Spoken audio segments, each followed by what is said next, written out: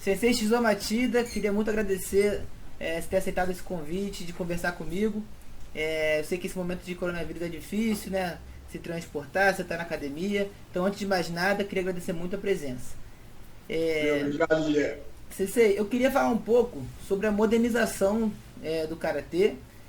A família de vocês tem uma importância muito grande nesse papel do Karatê. Só que antes de aprofundar um pouco na metodologia que vocês propõem, eu queria que você falasse um pouco do que você acha dos pontos fortes e fracos do Karatê moderno, né? Você já foi 12 vezes campeão brasileiro de comitê, vice-campeão JKA, então acho que você faz parte de uma das famílias mais tradicionais do Karatê no Brasil, então acho que você tem um bom argumento aí pra gente saber o que você acha dos pontos fortes e fracos do Karatê moderno.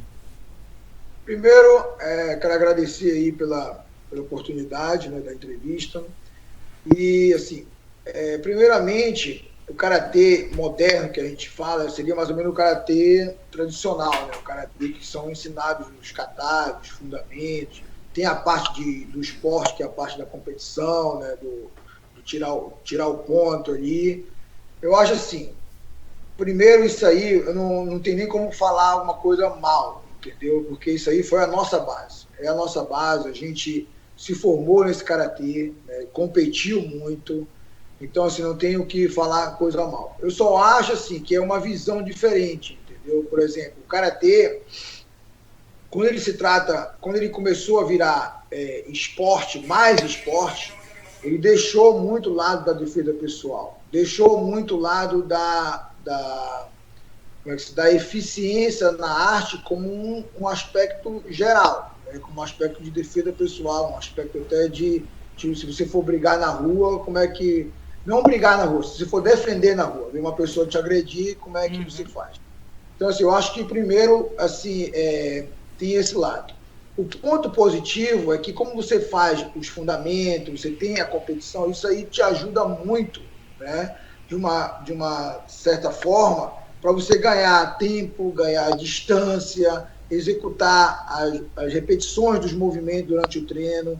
E, sem dúvida nenhuma, você vai ganhar muito com isso. E o lado que eu acabei de mencionar seria o lado um pouco mais negativo do aspecto, que a pessoa começa a se voltar apenas para a competição. Uhum. Você faz um kata não com o intuito de melhorar a sua luta. Você faz um kata hoje em dia preocupado se você vai ganhar a competição do kata. Vai estar bonito, é mais uma questão de perfeccionista do que de autodefesa. Então você faz um kata hoje para ver se você está com a postura muito boa, se você está com o ritmo do kata muito bem, se está com a leveza do movimento muito bem. Isso é legal, mas quando isso passa a ficar demais, entendeu? Porque como você está em competição, um foi mais suave no movimento, o outro foi mais, o dedinho estava mais encaixado, o quadril faz mais... Então isso aí faz com que você perca o foco do que é realmente importante. Isso aí é importante, uma defesa pessoal, isso é importante, uma briga que o cara vem te atacar, como é que você vai fazer? Não sei, entendeu? Então, até que ponto isso está prejudicando? Você está gastando muito tempo, às vezes, numa coisa que não é prática. Está sendo prática.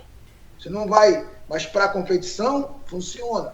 Porque um juiz vai dizer, não, isso aqui é melhor. Mas quanto que isso se aplica numa realidade? Então, você treinar um kata para você melhorar a sua luta, melhorar a sua transição do movimento, melhorar a sua explosão muscular, a sua explosão da técnica, isso aí eu acho que vale a pena. Mas até que ponto, quando você vê colocar a pontuação daquele kata, entendeu? Você é preocupado muitas vezes com... Detalhe importante, mas com aqueles movimentos que não vão ser necessários, então, aqueles movimentos que não são práticos. Entendeu? Você não vai... Quando é que você vai aplicar aquilo? Então aquilo passa a ser uma coisa sem uso. Não tem praticidade. Uma coisa que eu acho, sim, como você falou, não tem como a gente criticar o karatê moderno, até porque se não fosse ele, a gente não tinha feito karatê, né? Porque claro, foi uma adaptação extremamente necessária durante a história da humanidade para a gente poder preservar. Mas é o que eu acho exatamente o que você falou. A competição acaba, porque tem que julgar, e às vezes o nível começa a ficar muito alto, a gente começa a partir para julgamentos muito específicos. E aí eu acho particularmente, que o karatê começa a ficar mais para os outros do que para a gente, assim, né? A gente não desenvolve nossos conceitos, está mais preocupado com o que os outros vão pensar.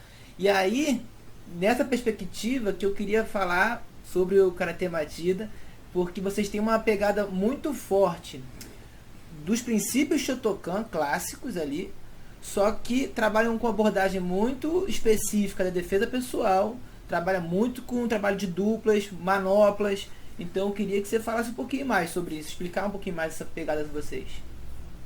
Assim, antes de mais nada, eu só queria complementar, né, o que eu estava falando, assim, o que acontece com isso? Acontece que o karatê, quando ele começa a ficar como esporte, todo o pessoal envolvido, seja professor, seja técnico, seja o próprio atleta, eles começam a moldar, entendeu, as aulas em prol disso. Então, por exemplo, você vai num professor, o aluno ele nem quer competir, mas o professor ele está ali dando aquela aula como se aquele cara fosse participar um dia de um campeonato, mas ele não quer. Aí o cara faz o kata, aí você vai, não, o dedinho assim e tal, tem que ser mais aqui, não, isso aqui tem que ser mais. Então, assim, o professor também ele entra nesse negócio, que é normal, porque é onde o professor está envolvido, ele está envolvido numa área de competição, ele tá acompanhando os campeonatos, entendeu, de competição. Então ele vai passar para o aluno aquilo, mesmo que o aluno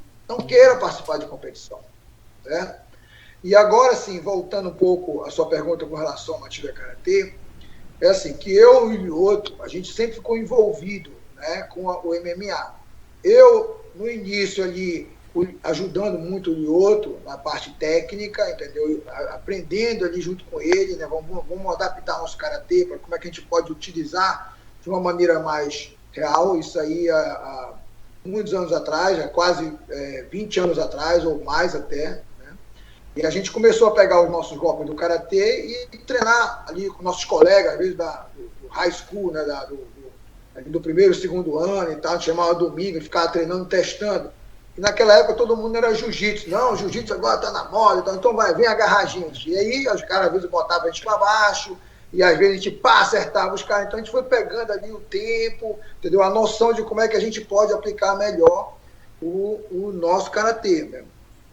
E assim, a gente ficou conversando, eu e o outro, muito, né? E treinando e aplicando. E aí depois o Lyoto começou a se tornar profissional e a gente começou a colocar em prática tudo aquilo que a gente havia treinado, né, e botado em prática. Mas claro que a gente também aprendeu o jiu-jitsu ali, para poder saber se defender contra eles e colocar o nosso karatê mais em evidência, né? E qual foi a sua pergunta que você estava falando, para eu continuar? Que vocês têm esse fundamento do Shotokan muito enraizado, mas trabalham muito na perspectiva de defesa pessoal, fugindo um pouco desse karatê competitivo, e usam muito o exercício em dupla e manopla para desenvolvimento.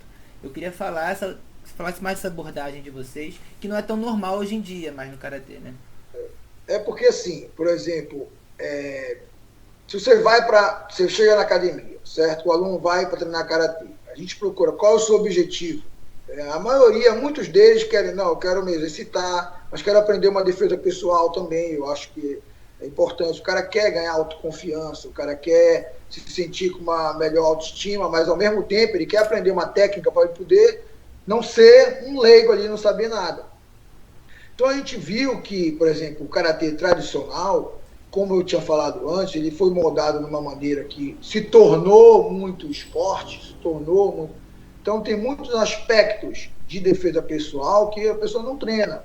Então, por exemplo, se uma pessoa vê ele agarrar, tá? Você por exemplo, você já está treinando karatê ali há 2 anos, 3 anos, karatê tradicional, karatê Shotokan, algum jiri, algum karatê, mas você não treinou essa parte. O cara vem te agarrar, como é que você defende essa técnica? Como é que você defende? Você não sabe, por quê? Você não praticou aqui, você não praticou, o cara não simulou várias vezes, eu vou entrar, você defende a queda. E se você cair, como é que você levanta? E para você até utilizar o seu strike, você pode ser surpreendido. Então, por exemplo, até um garoto, às vezes, faixa roxa, faixa marrom, na escola, Aí vem um garoto, agarra ele e o cara não sabe fazer mais nada. Por quê? Porque não teve a experiência. Porque a visão do karatê se tornou muito esporte. Ele não está treinando ali como se defender, como pelo menos evitar ficar ali na distância e depois tentar usar o karatê.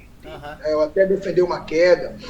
Entendeu? Então a gente viu que isso era uma deficiência não do karatê original, que o karatê original, quando ele foi criado como arte marcial, ele tem tudo isso. Se for olhar o kata, todos os katas ele tem defesa, cotovelo, joelhada, né? Mas à medida como ele foi se tornando mais moderno, esporte, ele foi limitando. Não só o karatê, como o judô também, entendeu? Como as outras artes marciais que foram fragmentando pelo esporte.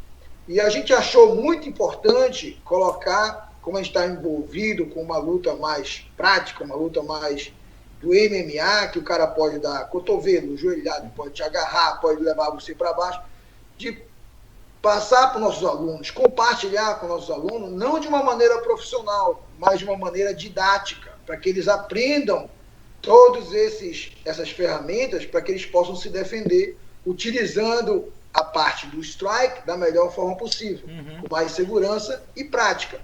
Então, daí a gente criou nosso programa de fundamento, que ele é baseado em 15 defesas pessoais, que isso pode acontecer mais nas lutas. A gente baseou no fundamento praticado sozinho, que é para você melhorar a sua técnica.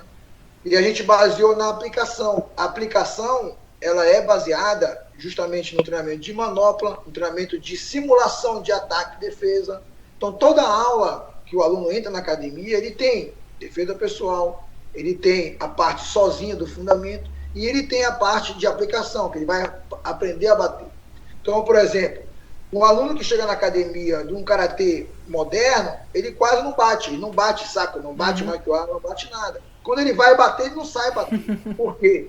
Porque é diferente você bater no vento, tá? Que eu não estou dizendo que não é importante, é importante você corrigir, ter a noção do seu próprio corpo, de você conectar e fazer o movimento correto, isso é muito importante. Mas o complemento, como é que você vai bater?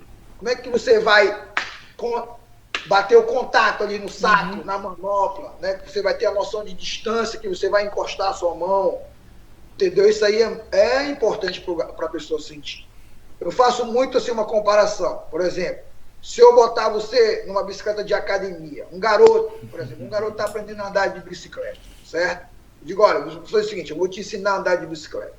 Eu pego ele daquela academia de bicicleta da academia, desço o banco ali para ele, que deve ser baixinho, e boto ele lá, boto ele para pedalar. Você vai aprender a pedalar. A bicicleta não vai mexer. Ele não vai precisar fazer só pedalar. Eu vou te ensinar a andar de bicicleta, hein? Se isso for uma primeira etapa, tá ótimo. Mas se eu tirar ele dali, agora tu já aprendeu a pedalar, né? Então eu vou te botar numa bicicleta normal agora, sem rodinha, tá? Vamos lá, vamos ver. Você acha que ele vai andar? Não vai andar, ele vai cair da bicicleta. Então a mesma coisa, se eu pegar uma pessoa, botar ele para treinar o fundamento, treinar o kata, agora você vai lutar, tá bom? O cara não sabe. Sim. O cara vai devendo no treinamento, vai ficar com medo, não vai se sentir preparado, vai perder a autoconfiança, e aí você vai estragar a pessoa, porque ela perdendo a autoconfiança, não vai saber. A mesma coisa um garoto, você tirar ele de uma academia, de uma bicicleta ergométrica, botar ele para pedalar direto, não é assim. Então a mesma coisa, a gente tem que preparar, é diferente, porque você está pedalando ali, mas você tem que segurar no guidão, tem que ter o equilíbrio do guidão. Depois você vai ter que conciliar, pedalar e equilibrar. Porque se você olhar muito para baixo, você vai cair. Então tem coisas que você vai ensinando, mas a própria pessoa ela vai aprendendo com o desenvolvimento corporal dela, com a percepção corporal dela. Isso você não tem como ensinar, você tem como direcionar. Mas ela vai aprender praticamente sozinho. Isso aqui, se eu girar muito o volante da bicicleta, eu vou cair. Você vai na manha, você pode falar para a pessoa. Olha, se você girar muito, você vai cair, mas a pessoa não tem a percepção de quanto que ela girar, ela vai cair. Então, transfere isso para a nossa luta. Mesma coisa, você pode falar, olha, está muito longe a distância, mas o cara vai bater e vai dizer, se ele estiver batendo no vento, ele não vai ter essa noção. Quando você E a mesma coisa, no futebol a mesma coisa. A criança, ela treina como? Pega a bola, né? Se você ficar chutando no ar, no vento, sem tocar na bola, pode aprender o fundamento, pode aprender a posição, pode, mas ela vai entrar de uma maneira prática, aprender a chutar realmente a bola quando ela tiver um contato entre o pé e a bola. Que aí ela vai aprender qual é a posição, qual é o lugar do pé que ela tem que colocar para bater um chute mais forte, para poder passar a bola, para poder lançar a bola. Então, cada uma de uma maneira diferente. Então, quando você usa a manopla, usa o aparador, mas com a técnica do karatê, não é com a técnica do Muay Thai, com a distância do karatê, você aprende como é que você coloca o golpe. E essa foi uma dificuldade que a gente teve, até quando tinha 14, 15 anos, a gente treinou só o fundamento ali. Na hora de bater, você às vezes bate, o braço vai para trás, a munheca gira, porque não está preparado. Como é que você vai bater em alguém quando você precisar? Isso é uma coisa que você falou. Então, por isso que a gente criou, por isso que a gente criou essa metodologia baseada na parte prática, na parte que realmente funciona, baseada na defesa pessoal e na defesa de rua ali, se uma pessoa vier atacar você, entendeu? Então a gente criou nosso sistema tudo baseado nisso. Não, acho muito legal. É importante frisar pra galera também que é isso, né? Muita gente acha que porque botou manopla virou outra coisa, não. Mas é aplicar a técnica do karatê com aparato de manopla. Não é porque tem a manopla ali que mudou o que a gente está fazendo, né? O karatê, todo o processo técnico, biomecânico que a gente está usando. Agora, você falou rapidamente sobre isso, Sensei. Eu queria que você falasse um pouco da relação de vocês com o kata. Como é que vocês lidam com o kata aí na Matida? Não, a gente criou o nosso próprio kata. Entendeu? Então a gente tem até agora, vamos criar mais, criamos 4 kata, que a gente chama de Tai Shodan, Tai Nidan, Tai Sandan e Tai Odan. São movimentos simples, são movimentos que você começa com a base de luta, mas são movimentos já pré-determinados. Que você vai fazer o movimento, por exemplo, fica aqui na base de luta, dá um soco, aí fica lá na base do fundamento, aí vira, 2, entendeu? Que tem soco, tem chute, tem mashigiri, tem maigiri, tem yokogiri kekomi, tem gyakuzuki, aí tem cotovelo. Então, são assim. E a gente deixou uma coisa meio que aberta que a gente vai criando conforme a necessidade. Mas não tem aquele kata que seria, tipo assim, do karatê, Shotokan, o Bujuri, o Shitoryu, que é mais só a forma, entendeu? Que a gente vê que, assim, como é que você vai aplicar esse golpe, como é que você vai usar. Então faz o kata voltado para uma coisa bem prática. Bem prática. Muito legal. Você, quando fala do Karatê Matida, né, para as pessoas e tal, sempre frisa que ele é um método fácil de aprender, que todo mundo pode desenvolver através dele, que não depende só de uma excelência pessoal. Você acha que o Karatê hoje em dia ele é ensinado de uma forma complexa demais? Eu acho assim, pelo Karatê ele ter sido originado assim, não originou do Japão, mas passou pelo Japão, onde ele se organizou de uma melhor forma no Japão, assim, a criação do método japonês, ele é um método muito, como é que se diz? Não seria detalhista, mas ele seria um método muito, que a gente fala em inglês, strict, muito rígido, tá? Que você só vai aprender o chute quando você estiver muito bem no seu soco. Você só vai aprender um outro golpe quando você tiver quase que perfeito o seu golpe. Tipo assim, você tem que aprender uma coisa quase que perfeita para fazer isso. Então, assim, você passa, por exemplo, socando. Não, seu soco não tá bom. Vai corrigindo. Aí você fica muito preso naquilo. Então, passa 1 mês, passa 2 meses, passa 3 meses. Você não fez nada ainda, você só estava aprendendo um soco. Se o cara der um soco com você na rua, você não sabe fazer nada, porque você só aprendeu aquele soco que às vezes você não sabe usar ainda, porque está só aprendendo ali. Então eu vejo isso não só tem as suas vantagens, mas assim, a maneira que a gente usa, o aluno ele vai aprendendo de uma maneira como um todo, tá? Ele vai aprendendo no soco, tem aula que é só soco, tem aula que é só chute, e daqui a pouco ele volta no ciclo de novo, ele volta no soco, ele volta no chute, numa outra ocasião. E cada aula ele vai fazendo, ele não, por exemplo, aula de cotovelo, ele faz 1, 2, cotovelo, então ele vai dar 2 socos e cotovelo. Tá? Então ele vai repetir aquele soco que foi dado na aula número 1. Tá? Isso aqui é a aula número 13, ou 12, eu não estou lembrado. 2 ou 3, ele vai dar 2 socos. Ele não vai fazer só o cotovelo. O cotovelo é a técnica principal. E a partir dali, numa continuidade, ele vai aprendendo com o tempo os detalhes das posições, os detalhes da técnica, e aquilo vai fazendo com que ele aprenda a curtir mais o treino, porque ele vai fazendo como um todo e vai corrigindo as aulas anteriores. Mesma coisa o Maiguiri. A aula do Maiguiri, às vezes numa aula de joelhada, você dá um Maiguiri e dá uma joelhada. Que aí você vai, pratica o Maiguiri, mas a ênfase maior é da joelhada. Então aí você vai ali naquele aluno, você aprende, corrige um pouquinho aqui, aí no outro dia vai corrigindo um pouquinho mais. Então ele vai aprendendo de uma maneira mais holística. Mais holística. Não como só aquele golpe, só aquele fundamento. Ele faz o fundamento, ele faz a parte prática. Então, todo dia ele faz isso. Ele faz a parte do fundamento, faz a parte prática. E vai mudando a técnica. Outro dia é outra técnica. Ele vai aprendendo de uma maneira geral, como um todo. Entendeu? A gente não se prende só. Não, sua base está ruim. Volta de novo. Chuta. Não. Vamos melhorar mais essa base. Agora sim. Isso aí é o nosso ponto de vista. Entendeu? Porque assim, a gente veio de uma cultura japonesa, meus irmãos também, né, todo mundo treinou, meu pai é muito japonês, mas eu vi que isso não é só no karatê, eu vi que isso também, até no estudo da língua japonesa, tá?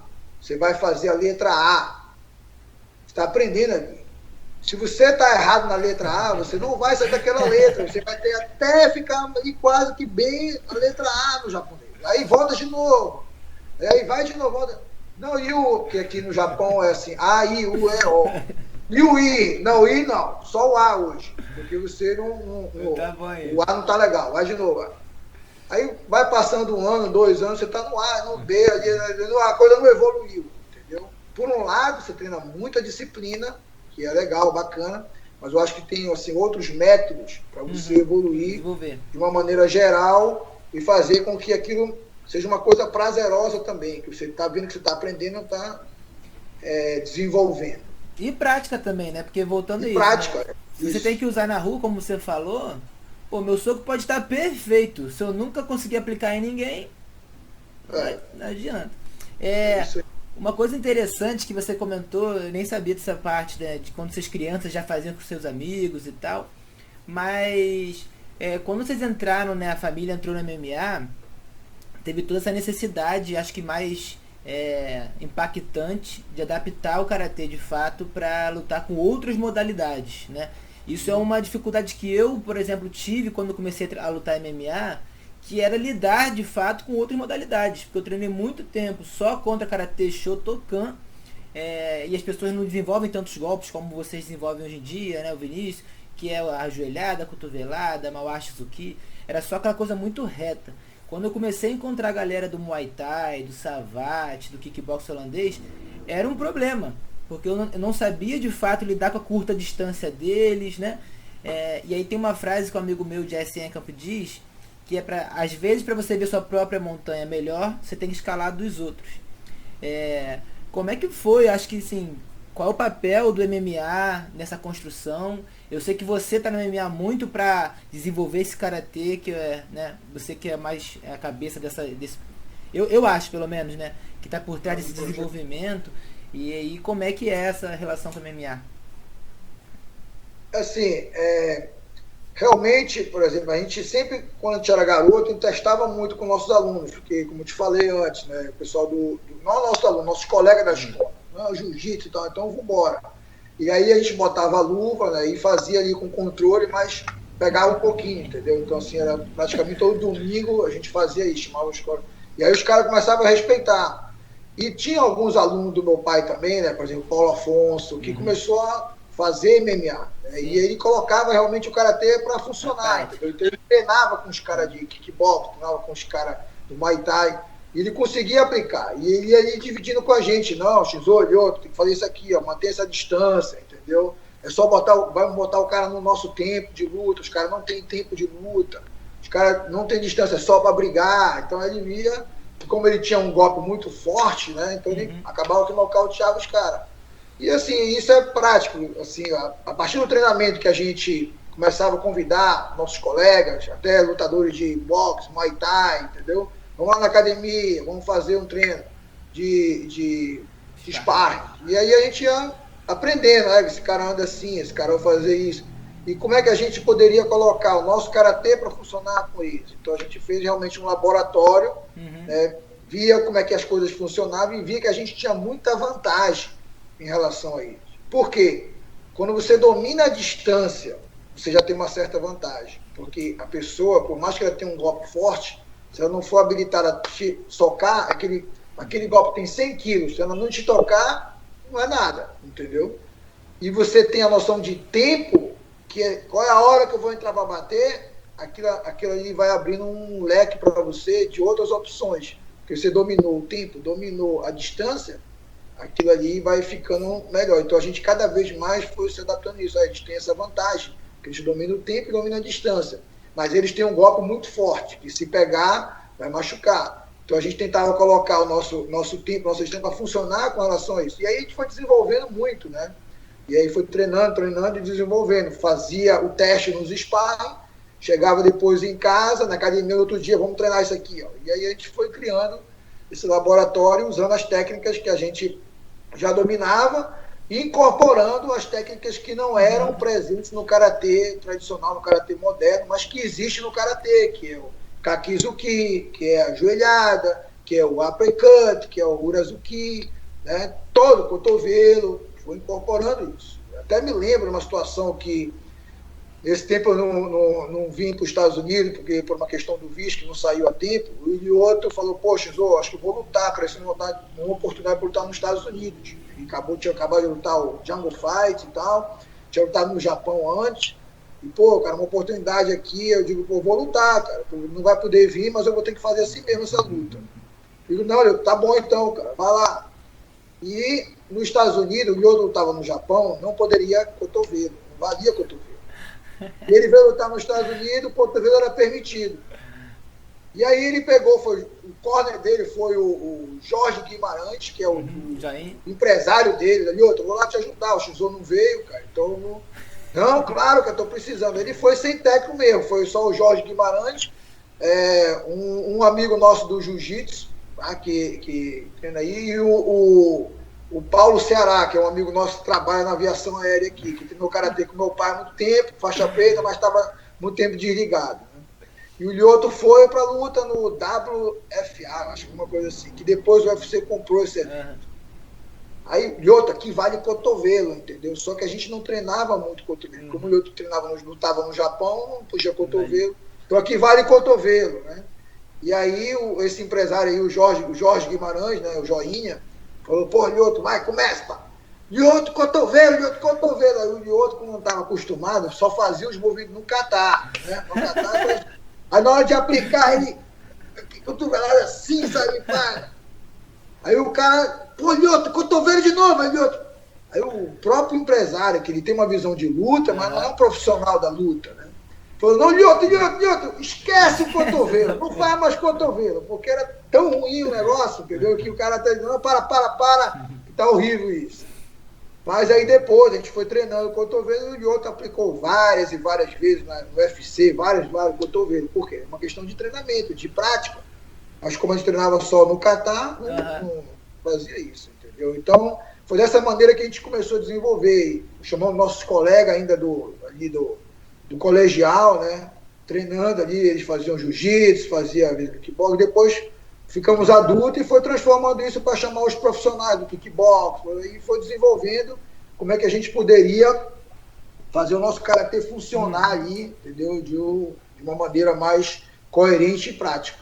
E agora a gente está transferindo isso, né, aqui nos Estados Unidos, para o público em geral, mesmo que aquela pessoa não vá lutar, de uma maneira didática e educacional, preparar o aluno para que ele se sinta mais confiança, treine de uma maneira mais prática, e sinta mais confiança de uma maneira mais realística do negócio. E usando os próprios fundamentos do karatê. Né? Você oferece curso de formação de instrutores também, não oferece, Cezé? Isso, a gente tem aqui todo final do ano, novembro, a gente abre, né, para curso de instrutor, para que as pessoas de fora, que moram em outras cidades, aprendam o nosso sistema, né, e se eles estiverem interessados, eles vão levar o nosso sistema para a cidade deles. E aí aprende, entendeu? E vai desenvolvendo, eles têm tá? Com sistema de vídeo também, onde esse professor ele pode acompanhar as aulas que já são montadas, aula 1, aula 2, no vídeo. Qualquer dúvida que ele tenha, ele vai, acessa o vídeo, olha onde está a dúvida e continua passando para os alunos dele.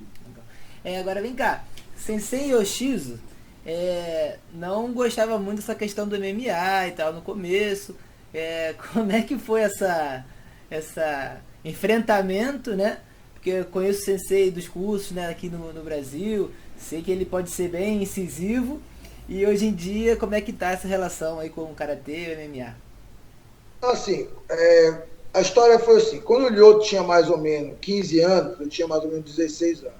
Aí apareceu um DVD lá em casa do Royce Gracie, que já tinha lutado nos Estados Unidos, tinha ganhado e tal. E o Lyoto pegou, eu quero fazer esse negócio aí, como é esse negócio de jiu-jitsu. E logo depois de alguns meses, apareceu na academia um professor de jiu-jitsu, chamado Carlos Caju, que é amigo nosso e tal, que era da aeronáutica. Ele morava no Rio de Janeiro, né, e aprendeu jiu-jitsu lá com o professor Álvaro Barreto, que era esse professor ligado com os Gracie lá. E aí começou a ensinar o jiu-jitsu, mas ele na época era faixa roxa ainda, faixa azul para faixa roxa. Olha, o jiu-jitsu assim, a gente foi aprendendo. E o Lyoto, com aquela intenção, já gostou, aquilo despertou nele, eu quero lutar nesse negócio da grade e tal. Viu o Royce lutando, eu quero fazer isso também. E começou a treinar, mas antes disso, o Lyoto já era campeão de sumô infantil, né? Eu treinei também, mas eu era muito magrinho. Aí os gordinhos me pegavam, me jogavam com tudo, assim, rapaz, eu não quero mais isso pra mim, não. O Lyoto já era um pouco mais forte, né? Então ele segurava ali e ele foi desenvolvendo. E a cada 2 vezes no ano tinha escapado de sumô na colônia japonesa, então ele ia aprendendo. Então ele já tinha uma base boa de wrestling japonês, que é o sumô. E depois foi aprendendo o jiu-jitsu, né? E chegou lá com 15 anos, foi aprendendo, desenvolvendo. E aí na academia começou a ter jiu-jitsu, ele ficou treinando 2 vezes na semana, e botava o kimono e ia lá treinar. Aí foi trocando de professor, saiu esse nosso amigo, entrou outro, ele continuou treinando ali. E aí meu pai dizia, aí falou assim, pai, eu quero fazer esse negócio de MMA. Só que na época era vale tudo, não tinha luva, não tinha nada. Um aluno nosso, que eu já mencionei aqui, que é o Paulo Afonso, aluno do meu pai, já começou a fazer o MMA, né, o vale tudo. E aí ganhava e tal, e tipo, isso aí é legal, pô, gostei, pô. E aí o Lyoto, pô, eu quero fazer isso também. Quando o Lyoto tinha 17 anos, apareceu um torneio lá em Belém do MMA, primeiro torneio de vale tudo, primeiro campeonato de vale tudo, Belém. Aí, meu irmão, uma galera já tinha começado o jiu-jitsu, né, em outras academias também, o pessoal, eu quero e tal, porrada. E o Lyoto pegou, eu quero entrar nisso. Meu pai, então tá bom, então é bom para você testar logo. O Lyoto tinha 17 anos. Tinha 17 anos, já era faixa azul de jiu-jitsu. Aí escreveu ele, só que era sem luva, né? Aí a minha mãe viu aquele negócio todo, aquele negócio todo, falou, o que é isso? Não, um torneio de vale tudo, vou escrever de outro que ele quer lutar, então tem que botar logo ele, para ver se ele quer ir subir. Já vai, já vejo. Aí minha mãe, não, meu filho não vai entrar nisso não, de jeito nenhum, sabe? De jeito nenhum. Por quê? Não, mas isso é perigoso, tá doido matar meu filho para brigar, tem 17 anos. Não, senhor. Aí o pai, meu filho, então não posso fazer nada. Sua mãe não quer, não permitiu, então você, sabe, vai. Aí minha mãe falou e meu pai também, você tem que primeiro se formar.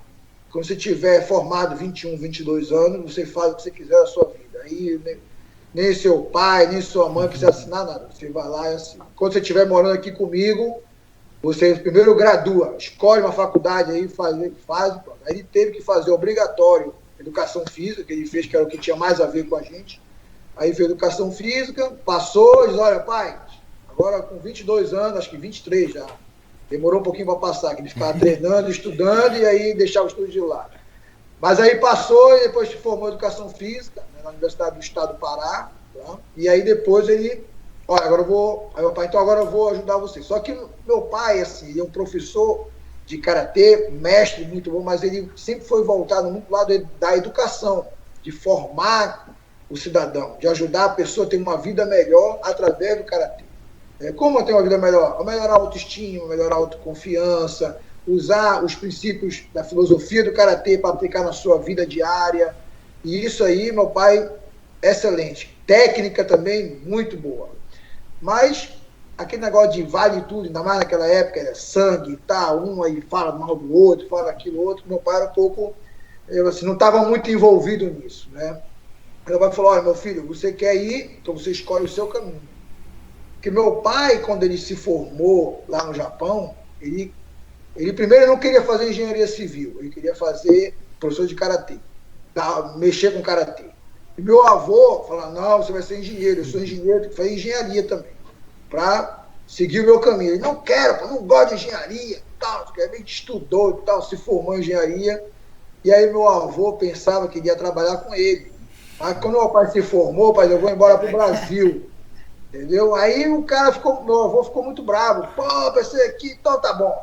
Aí meu pai foi pedir dinheiro para ele, para vir embora para o Brasil. Aí meu avô estava muito chateado. Não, você se vira. Eu vou dar só $100 para você. Deu só $100 para meu pai veio embora para o Brasil.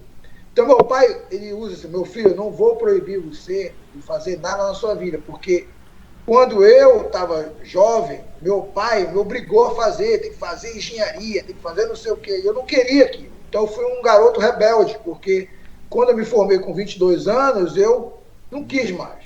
Então eu respeito você. Você quer fazer MMA, quer fazer, na época vale tudo, eu respeito você e você segue a sua vida. Então eu vou apoiar você. Mas apoiar assim, eu não posso me mudar para MMA. Não, eu apoio você, apresento as pessoas que você pode, que eu tenho um contato, apresento as pessoas que podem encaminhar você de uma maneira melhor. Você treina aí com o Shinzo para vocês desenvolverem, entendeu? Aí eu também vou ajudar no treinamento para desenvolver a técnica para você melhorar. E foi. Então, assim, ele sempre apoiou, mas de uma maneira que ele não se misturava, entendeu? Mas ele sempre disse, não, vai lá. Ele apresentou o Antônio Inoki para o Lyoto, ligou para o Antônio Inoki, que é amigo dele, levou lá para o Japão, ele passou, o Lyoto passou um ano só treinando lá no Japão, depois o Antônio Inoki arrumou umas lutas para ele, entendeu? E aí foi. Então ele encaminhou e deixou o Lyoto lá. E com relação até o Matida Karatê, né, a gente chamou o pai, vamos fazer parte aqui do Matida Karatê, você, o nosso mentor e tudo. Não. Eu, a minha vida inteira, eu fui JKA, né? Pô, eu não vou sair agora. Aí vocês estão criando um método, pô, parabéns. Eu gosto desse método. Se eu fosse aprender o Karatê hoje, eu gostaria de aprender esse. Legal. Mas eu não quero, porque eu já estou envolvido. Eu sou o presidente da organização da JKA, eu sou isso, eu não quero. Eu já tenho meus alunos, eu tenho o meu grupo. Eu não vou ficar me dividindo em Matida Karatê e muita coisa. Você faz as suas coisas, eu vou fazer as minhas coisas, eu apoio vocês quiserem me apoia, e aí cada um segue um caminho com a mesma base, mas com direções um pouco diferentes, com objetivos diferentes. Legal. E você, eu acho que eu não estou errado quando eu falo que você está ali por trás dessa reciclagem aí, como, claro, todo mundo participa, o Lyoto está ali presente, mas acho que você que é a cabeça mais pensando, até porque você é um cara já bem reflexivo, trabalha muito a questão da força mental, né, tem esse trabalho mental muito forte. Você comentou que seu pai faz muito, ele faz de fato, né? Todos os cursos que ele dá, ele preza muito por isso. E eu queria saber se nessa concepção do Matida Karatê, vocês trabalham também essa perspectiva do autoconhecimento e se você acha que é preciso se conhecer para uma boa execução técnica, assim, porque sempre que você fala do seu Karatê também, você fala assim, meu Karatê, minha técnica. Então existe uma questão de corporificar essa técnica, né? Então, pelo menos quando eu vejo assim suas lutas e quando você fala, tá conversando, eu vejo muito que você domina muito no sentido também emocional, intelectual, não só a trocação. Eu queria saber se isso também é parte do ensinamento de vocês aí.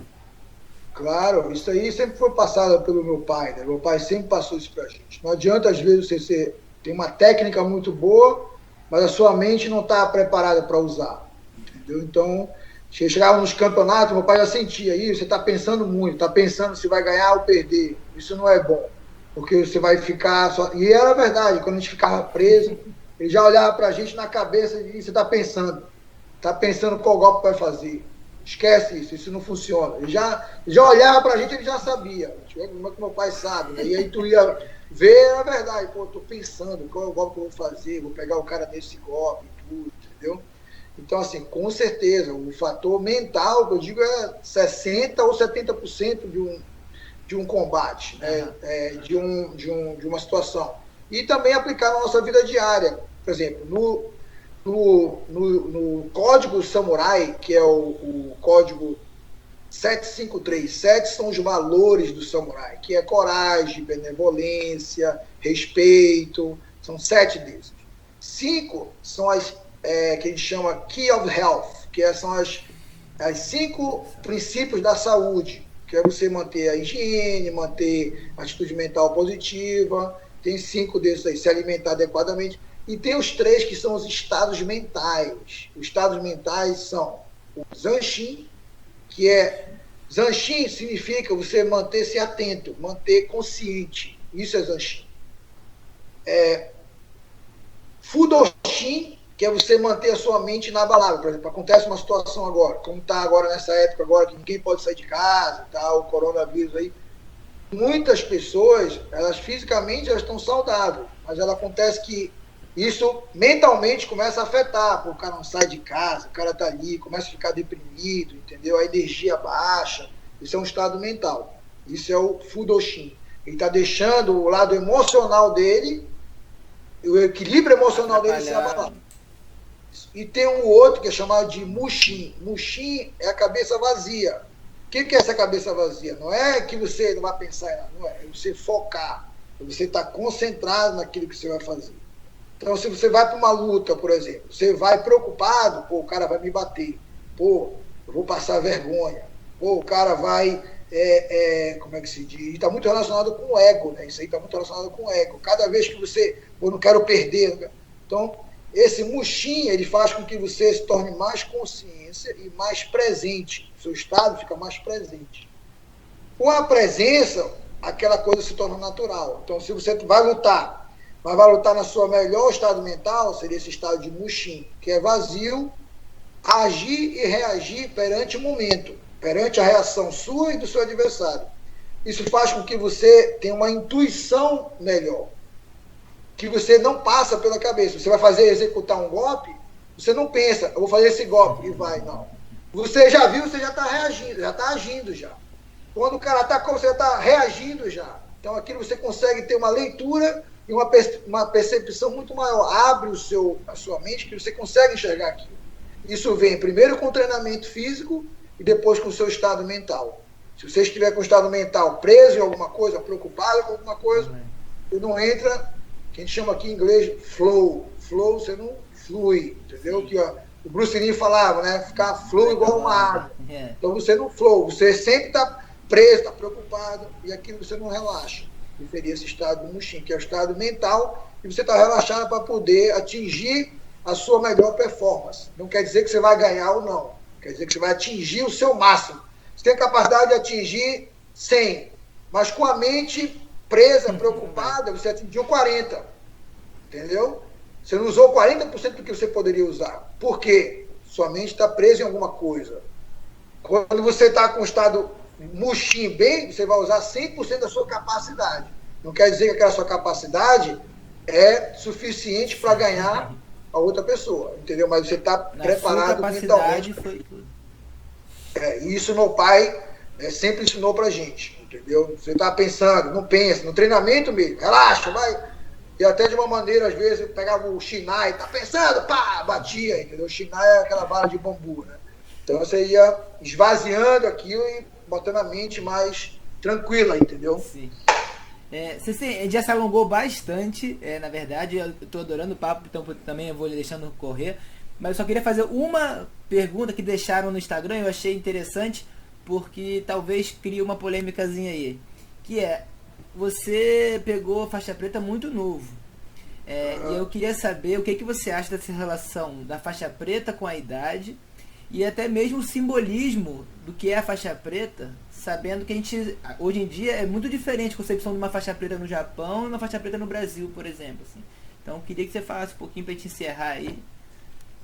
Eu, na verdade, eu comecei Karatê com 4 anos de idade, tá? De uma maneira de brincadeira, lúdica e tudo. Meu primeiro campeonato, eu tinha 7 anos, foi um campeonato estadual, tá? Que eu fiquei em 3º lugar. Não, no campeonato da academia. Fiquei em 3º lugar. Depois fui um campeonato estadual, 3º lugar. Tinha 7 anos de idade. E aí fui treinando, né? Por influência do meu pai, vendo meu pai treinar, vendo meu pai dando aula. Digo, pô, quero isso. Via fita de luta. E com 10, quando eu ia completar 11 anos, eu peguei a faixa preta. Então, com quase 11 anos de idade, eu peguei a faixa preta. Mas, olhando hoje como professor, tá, eu vi que 11 anos eu tinha uma qualidade técnica, tinha ali, mas eu não estava apto para, tipo assim, responder uma faixa preta, até de defesa pessoal, até de maturidade, até de consciência do que eu estava ali. Eu fui botando, botei a faixa preta que eu ganhei, entendeu? E coloquei aquilo. Mas aquilo, para mim, não faria diferença nenhuma hoje, entendeu? Se eu tivesse pego a minha faixa preta com 16 anos de idade.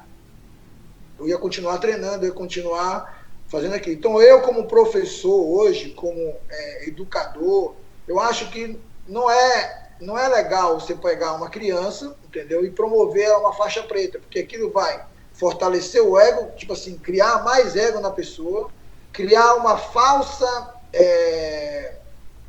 realidade de que ela está apta para se defender, que na verdade não está, né? E a maturidade que ela não tem para segurar aquilo. Então, assim, nosso sistema não tem faixa preta de criança, no mínimo até 16 anos de idade. 16 anos, aí a pessoa já pode, entendeu, pegar a faixa preta. E a gente está até pensando em estender até um pouco mais a idade de adquirir a faixa preta. Isso é o nosso ponto de vista, né? Porque a gente vê que não é uma maneira adequada de se colocar a faixa preta na criança dessa forma. Eu concordo também. Acho que é o que você falou mesmo. Tem muitas questões que podem se desgringolar por causa de uma faixa que, quando a gente fica mais velho, a gente vê que não importa tanto assim. Então... Por exemplo, assim, eu peguei a faixa preta com 11 anos. O Lioto pegou a faixa preta com 13 anos. Tá? O meu irmão mais velho, o Taque, ele já era mais preguiçoso para treinar. Foi pegar a faixa preta com 18 anos, certo? Isso aí não interferiu, porque até hoje ele treina. Uhum. Até hoje ele está treinando karatê. E hoje ele é quinto dan, entendeu? Então já passou até o Lioto. O Lioto é terceiro dan da JK. Eu sou quinto dan da JK. O Taque já é quinto dan da JK, tá que nem eu já. Daqui a pouco ele está me passando. Então, assim, isso não é relevante. Mais importante é que a pessoa está dia a dia treinando, dia a dia comprometido, entendeu? Dia a dia fazendo aquilo de uma certa forma que você vai a longo prazo ter um resultado daqui. Então, assim, há 10 anos tem uma faixa preta? Não. Às vezes aqui os alunos, cada faixa, não é isso. Você tem que pensar, né, como longo prazo, esperar longo prazo, que aí isso você vai ter um resultado melhor. Até tem um conto, né, um conto do samurai, que o cara fala o seguinte: o samurai estava ali, o pai dele disse: olha, você não vai ser um excelente espadachim. Ele falou: por quê? Não, você não tem condições e tal. Então ele foi atrás de uma montanha, procurou um outro mestre, né, e queria mostrar para o pai dele que ele estava bem e tudo. Então ele tinha pressa de ficar bom. Então ele foi para o mestre e falou assim: mestre, eu quero ficar bom na espada, eu quero mostrar para o meu pai que eu tenho capacidade disso. De defender a nossa honra e tudo. Aí o mestre falou: então tá bom, então você 10 anos. Quanto tempo? Ele falou: quanto tempo? 10 anos. Ah, tá. Mas, mestre, é muito tempo. Meu pai, tá velho já, tem que... Não, então, mestre, eu treinar todo dia, assim, umas 4, 5 horas por dia e tudo. Aí quanto tempo eu vou ficar? Agora, então, 30 anos. Não, nem tô. Mas, mestre, se eu treinar 5 vezes por dia, todos os dias, domingo, todo dia, assim, toda hora treinar. Então, você, 50 anos, é possível. Quanto mais eu boto treino, mais coisa eu coloco, né? mais aumenta o tempo, meu pai vai morrer, eu tenho que... 50 anos não dá, eu tenho que mostrar pro meu pai que, eu consigo defender a nossa honra. Aí, então tá bom, vou. Aí falou: não, então faz o seguinte, então você não pergunta mais isso, você vai treinar normal e aí defende. E o cara ficou treinando 1 ano, 2 anos, 3 anos, e ele não treinava nada de espada, só lavava a louça, aí lavava o jardim, aí pintava a cerca, porque ele estava muito ansioso, né, de querer pegar a graduação dele. O mestre botou ele, entendeu, para sem fazer nada. E aí daqui a pouco o mestre chegou lá, depois de 2 anos, 3 anos, o mestre, pá, tacava ele de surpresa. Pá, pegava uma porrada aqui. Porra. Aí daqui a pouco ele, pá, dava outra para pegar outra porrada. Sabe? Aí de manhã era uma porrada, de noite era outra porrada. E o cara começou a ficar esperto, esse aprendiz de samurai começou a ficar esperto. Aí quando veio outro golpe, ele, pá, começou a defender, sabe? Ele começou a ficar todo tempo alerta. Aí do nada ele defendia. Aí passou mais ou menos 8, 10 anos, assim, treinando. Aí o mestre falou, olha, agora você está pronto. Que é resumo da história. Uma vez o cara está tão ansioso, né? Ele quer se graduar, ele quer que ele esquece aquele momento presente, ele esquece de curtir aquele negócio. Então, quando o mestre samurai falou para ele, olha, você esquece, de uma maneira, esquece, se entrega naquilo que você está fazendo, que o resultado vai vir. Se você ficar muito preocupado, quando é que eu vou me tornar um mestre, quando é que eu vou tomar a faixa preta, aquilo demora mais. Se você treina muito mais do que devia, você vai se machucar, você vai... Então é mais importante fazer uma coisa constante, tá? Sempre, do que fazer uma coisa só em um dia só. Você não vai ter resultado. E presente, então, né? No presente, de presente, entendeu? Então acontece que foi essa história aí que o cara teve um rendimento muito melhor até do que ele esperava, que ele não estava ansioso para conseguir aquele resultado. Sensei, muito obrigado. Foi muito bom conversar com você.